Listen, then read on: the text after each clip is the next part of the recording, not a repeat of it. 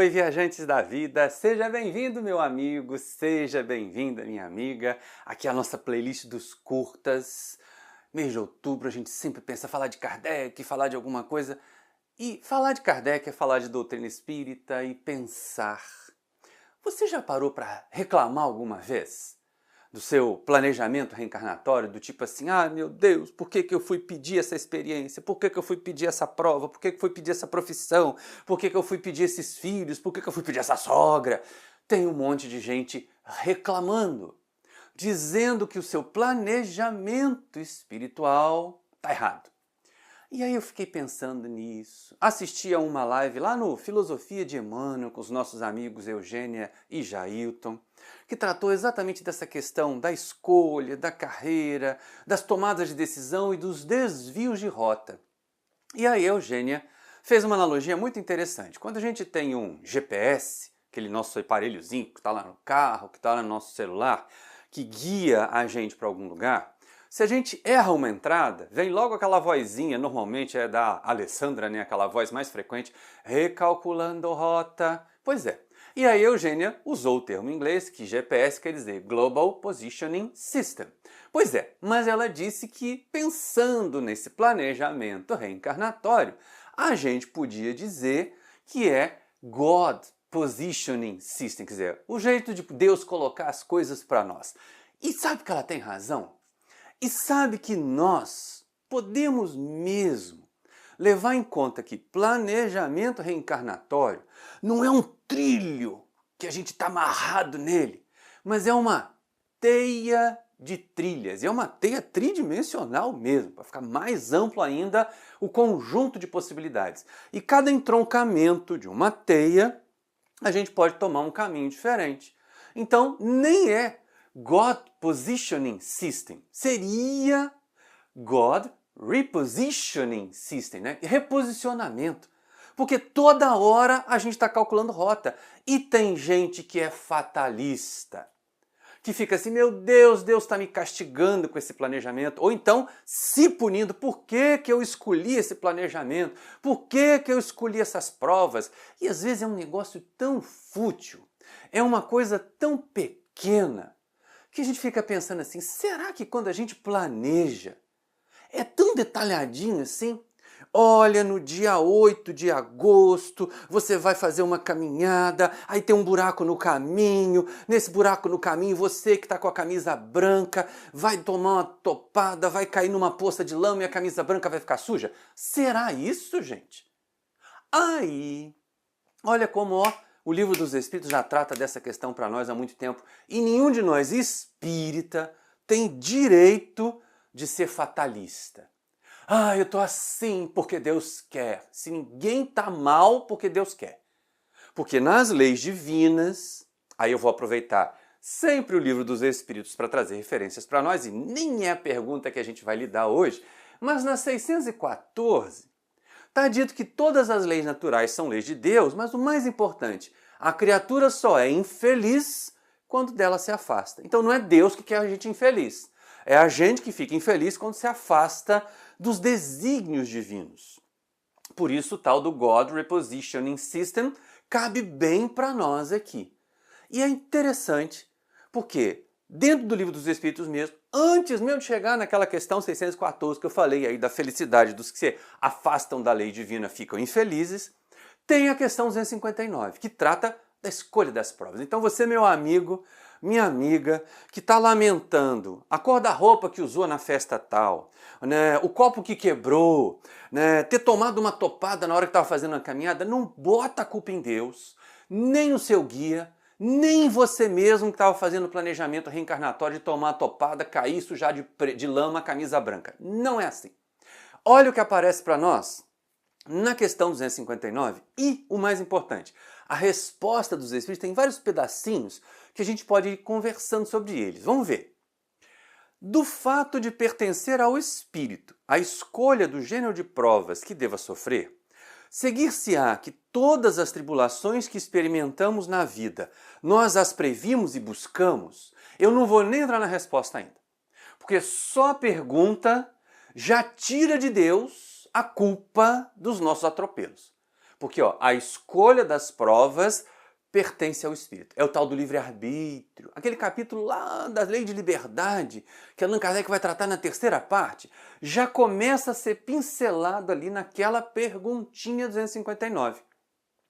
Quando a gente entende que as nossas ações geram consequências. E se as nossas ações conscientes, é porque, de alguma maneira, consciente ou inconscientemente, nós escolhemos as consequências.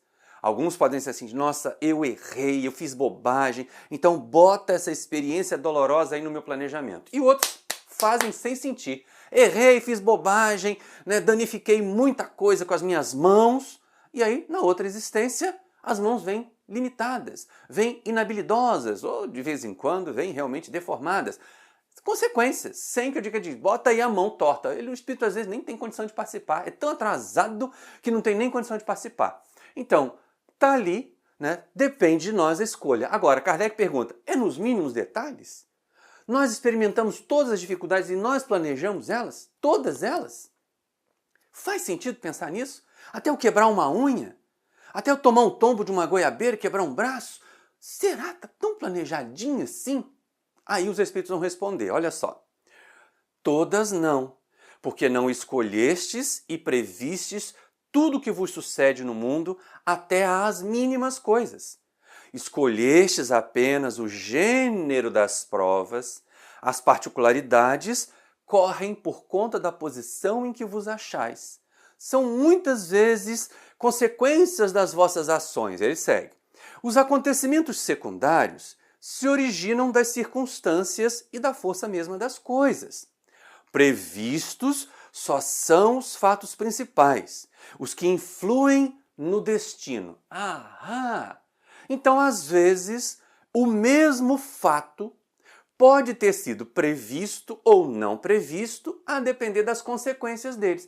Se a gente perceber o que está dito aqui no finalzinho do segundo slide, é exatamente isso. Primeiro, a gente não escolhe todos os detalhes. Segundo, só escolhe o gênero de prova. Gente, me permitam buscar uma ajuda aqui da biologia, que tem aquela classificação taxonômica, né? Gênero, não sei o quê, classe, filo, ordem. Naquela situação toda, o gênero está acima da espécie. Então a gente pode escolher o gênero de prova, mas a espécie de prova é resultado ali do viver, do livre-arbítrio. Então, por exemplo, nós podemos escolher o gênero de prova, ter uma profissão na área da saúde. Beleza. Aí eu vou tentar várias espécies de prova. Ser médico, ser enfermeiro, ser psicoterapeuta, ser auxiliar de enfermagem, coisas assim.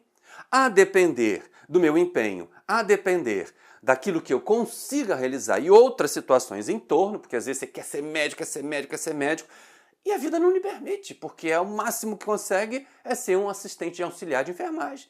Porque dificuldades, formou família muito cedo, não teve como estudar, não é simples estudar e formar-se em medicina, há muitos anos de trabalho. Mas o gênero profissional da saúde está respeitado no seu planejamento reencarnatório, que pode ser desde um médico, cirurgião, neurocirurgião, até um agente de saúde que bate de porta em porta para ver se teve mosquito da dengue na casa das pessoas. Tudo isso aí é espécie de prova, é espécie de experiência. E assim vai. Então a gente escolhe o gênero, mas as espécies de provas vão ficando por conta do viver.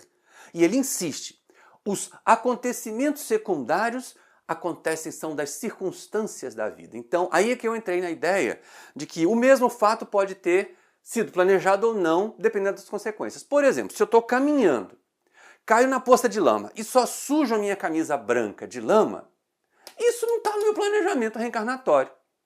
Mas se eu estiver nessa mesma caminhada, estiver caminhando, bato a cabeça no paralelepípedo e desencarno, a desencarnação foi planejada. Pode não ter sido exatamente desse tipo, de novo, é o gênero, desencarnar de forma acidental. Pode ser batendo a cabeça no paralelepípedo, pode ser atravessando debaixo da passarela e sendo atropelado por um caminhão, pode ser porque teve um terremoto e a casa caiu no nosso colo, na nossa cabeça.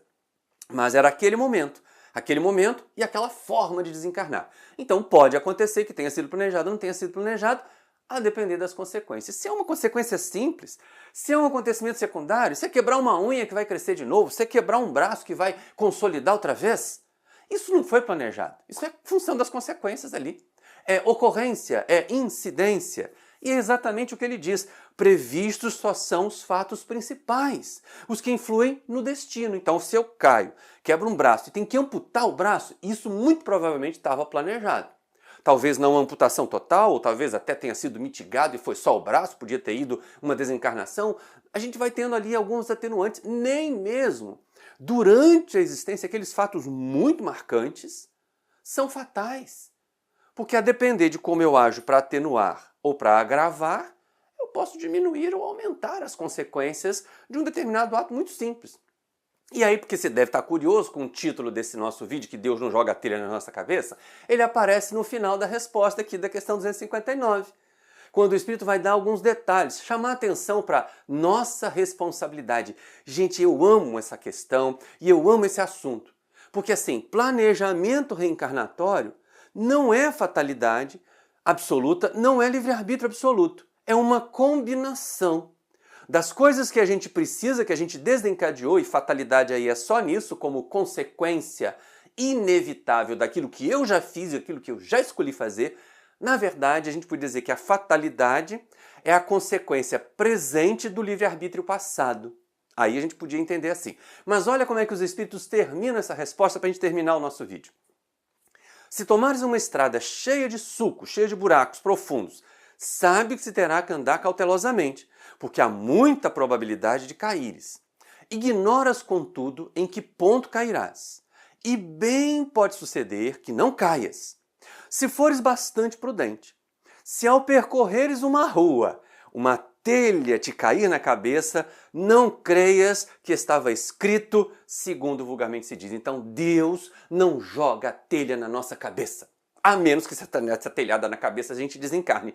Aí podia ser que aquela espécie de prova, telha na cabeça, fizesse parte do gênero de prova desencarnar de acidente e aconteceu, juntou a fome com a vontade de comer, juntou a necessidade com a ocasião e aconteceu. Mas não imaginemos que quebrar a unha, que não passar no vestibular, que não seja programado. Um de nós às vezes até programa assim, não posso ter curso superior porque eu sou muito orgulhoso. E se eu crescer muito intelectualmente, eu vou errar tudo de novo que eu já errei antes. Aí ele vem com limitações para não conseguir.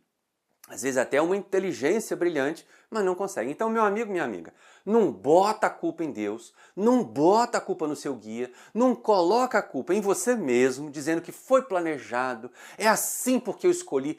Erros não são escolhas.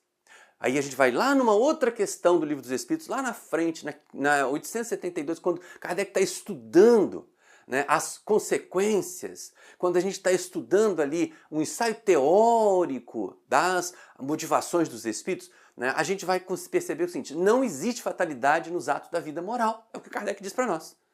E é exatamente isso que a gente tem que entender. Não fique imaginando que você vai cair no buraco, que você vai tomar uma telhada na cabeça e estava escrito nas estrelas. Não estava. Sejamos mais responsáveis, façamos escolhas melhores e as nossas vidas vão ser melhores também. Eu espero que esse chacoalhão que a gente tomou aqui agora da questão 259 tire da gente aquela ideia de que, ai meu Deus, por que Deus está fazendo isso comigo?